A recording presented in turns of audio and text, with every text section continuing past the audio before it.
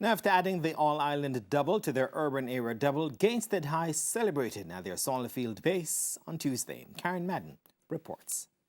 The inevitable presence of the vuvuzelas punctuated the air as the students danced on Tuesday morning.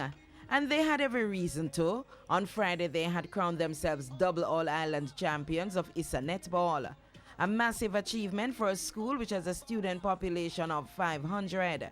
Not known as a powerhouse for sports, Gaynstead earlier this month took the urban area double when their juniors first dismissed Norman Manley High School.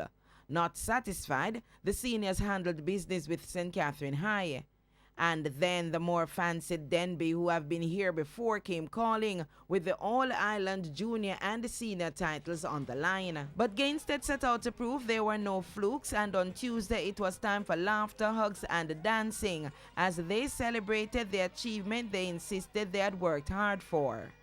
Former head girl and current sports minister Olivia Grange described Gaynstead's success as a major achievement. I'm very proud of the school.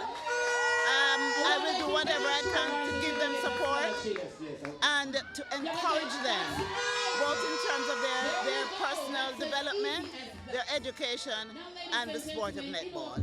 I'm extremely proud. Coach Dalton Hines described the victory as the culmination of a long journey. Well, the program that I mentioned was, we actually started at the under 14 level, and so the Queen's Rally and the ISA under 14 competition is what, and the Netball Jamaica competition are some of the things that we use to prepare them for performing so well at the under 16 and the under 19 level.